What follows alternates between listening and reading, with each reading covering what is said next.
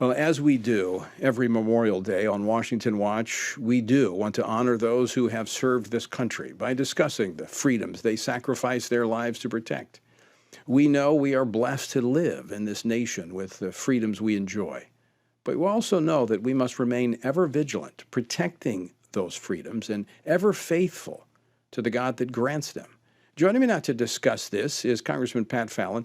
He serves on the House Armed Services Committee and the House Committee on Oversight and Reform. He represents the 4th District of Texas, and he is a veteran of the United States Air Force. Congressman, welcome back to Washington Watch.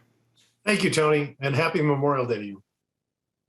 Thank you. And given that, I'd just like to ask you, as we do honor those who have given their lives and been willing to sacrifice, tell us a little bit about your military service, particularly what drew you to want to serve your country. What was the motivation there for you? Well, my parents raised me and my two sisters very well, and they taught us that there are certain things in life that are greater than you are as an individual, and that is God first, God, Jesus Christ, and then this country is greater than we are, and our families and our communities. And my father had served in the Army for 3 years, and it was some of the best years of his life, really. And he encouraged me to serve. And he chose the Air Force for me, Tony, because he said I wouldn't be spending a lot of time in the mud, and he was right. So it was a good choice in that regard. But really, truly, if you believe this country is a net positive for the world, which Christian loving patriots do, you and I do, then it is an honor to serve. And it is some of the best time you're ever going to have. My uncle served in the Navy for 2 years and out in Hawaii. And when he died 50 years later, he had his ashes spread over the Pacific. That's how, it left such an impression upon him, because you're part of something greater. You're serving other people and you're safeguarding the greatest country history's ever known. Well, my dad was in the Air Force. He's an Air Force veteran. My brother joined in the Air Force, but I don't know, I wanted to do something a little different. I was desperate. I joined the Marine Corps. I was trying to join the French Foreign Legion. I broke up with a girl, but I couldn't find a recruiting office, so I went into the Marine Corps. But when you sit on the House Armed Services Committee, and so you see the state of today's military.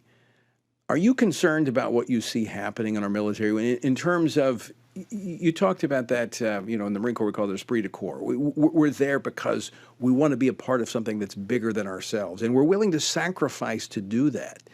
Is our military still creating that type of esprit de corps? Yeah, in some sense, but I am concerned too, Tony. I have to be honest with you that I don't like what I'm seeing as far as the politicization, the politicization of the military. I don't want politics involved at all. I don't want our generals to be seen as Republican generals or Democratic generals. I want them to be seen as American generals, like Schwarzkopf and all those that went before him.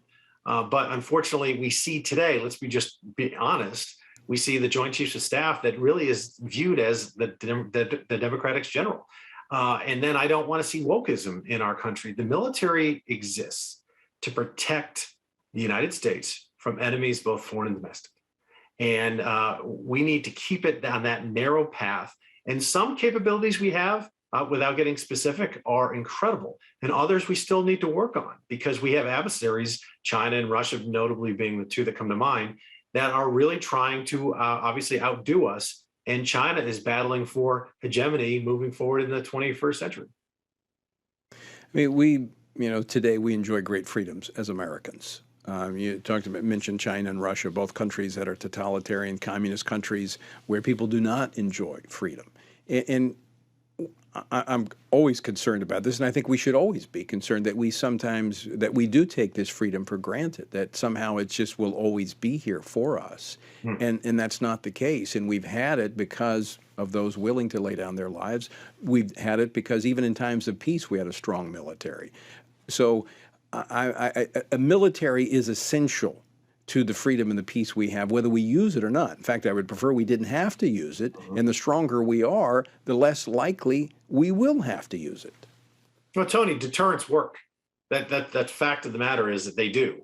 And the bullies of the world are held in check largely because They know that the United States is there, and the world needs a strong United States. And if they don't have us, the only other option again is going to be China, and that's going to be a dark day for humanity when a government that has no legitimacy would be the most powerful nation on earth. Right now, we don't have that, fortunately, but we're the only thing that stands in their way. And I remember when I was serving, I was a young lieutenant, and there was a poster on the wall in our office, and it said, "All gave some, and some gave all." And it just really struck me that, yes, we can serve in a multitude of ways. You can serve your country in uniform and out of uniform. But some have given the ultimate. What comes to mind, quite frankly, and we should honor them on Memorial Day as representation of the 1.5 million American men and women that have given their lives is, Gary Gordon and Randy Shugart from the Black Hawk Down incident. They knew what they were doing. They consciously made a decision. They were Army Delta snipers, and they went in to save Mike Durant, knowing that they personally wouldn't make it out. And that's precisely what happened. They gave their lives so Mike Durant could live. And that always just brings that tear to my eye and warms my heart to think of those two American heroes. Well, and General Boykin will be on later, and he was the commander on the ground for Black Hawk Down. In fact, Mike Durant just ran for the Senate in Alabama. He was just in the primary for that race, and it speaks to the freedom that he had to pursue that because the Delta, those guys, they wouldn't leave anybody behind. And so they went in to get him, and that's my concern, Pat, is that we've got to continue to produce it. I'm both encouraged because we continue to produce men and women like that who are willing to sacrifice and give their very lives for the benefit of others, not for a lot of pay, not for fame, not for fortune. They do it because it's the right thing to do, and it comes from within. It's not something you can force on the outside. We're seeing that over in Ukraine and Russia when you compare the two sides.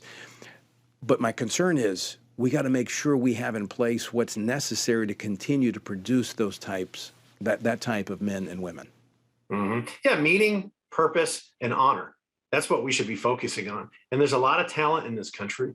And, the military is an opportunity to be upwardly mobile for many folks that have grown up in sometimes tough circumstances, or, folks that want to give back and want to really hone their leadership skills at an early age.